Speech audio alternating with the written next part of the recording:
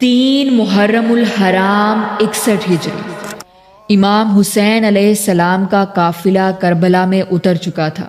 1000 کا لشکر جس کی قیادت حر کر رہا تھا وہ بھی کربلا میں موجود تھا، اور اب مزید 4000 کا لشکر جس کی قیادت عمر بن سعد کر رہا تھا وہ بھی کربلا میں پہنچ گیا۔ عمر بن سعد اصل میں ایران کا گورنر بننے جا رہا تھا، لیکن کوفہ کے گورنر ابن زیاد نے اسے بلیک میل کیا کہ اگر تمہیں ایران کی حکومت چاہیے تو سب سے پہلے کربلا میں جا کر حسین کا معاملہ حل کرو۔ یوں دنیاوی لالچ نے، عہدے اور دولت کے لالچ نے عمر بن سعد کو امام حسین علیہ السلام کے سامنے لا کر کھڑا کر دیا۔ ابن زیاد پہلے ہی اپنے ظلم اور فرعونیت کی وجہ سے کوفہ کے لوگوں کو خاموش کروا چکا تھا۔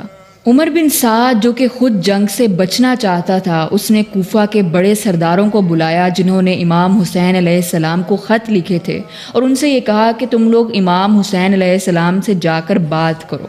اب کوفہ کے ان سرداروں نے شرمندگی کی وجہ سے امام حسین علیہ السلام کے سامنے جانے سے انکار کر دیا، کیونکہ وہ امام حسین علیہ السلام کا ساتھ دینے میں ناکام ہو چکے تھے۔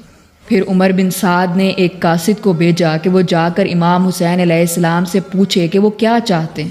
جب قاصد نے امام حسین علیہ السلام سے ان کا وہاں آنے کا مقصد پوچھا تو امام حسین علیہ السلام نے بالکل کلیئر بتایا کہ مجھے تمہارے ہی شہر کے لوگوں نے خطوط بھیج کر یہاں بلایا ہے، اگر اب تم لوگوں نے اپنا فیصلہ بدل لیا ہے تو ٹھیک ہے، میں واپس چلا جاتا ہوں۔ عمر بن سعد نے ابن زیاد کو یہ خط لکھا کہ حسین جنگ نہیں کرنا چاہتا، لہٰذا معاملہ یہیں ختم کرو۔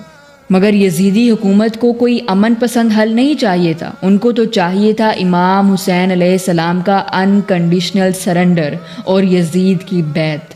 ابن زیاد نے عمر بن سعد کے خط کے جواب میں یہ شرط رکھ دی کہ حسین سے کہو پہلے یزید کی بیعت کریں، پھر ہم دیکھیں گے کہ آگے کیا کرنا ہے۔ 3 محرم کے دن یہ بالکل کلیئر ہو گیا کہ ایک طرف فاسق حکومت تھی اور دوسری طرف امام حسین علیہ السلام اللہ کے قانون کا پرچم لیے کھڑے تھے۔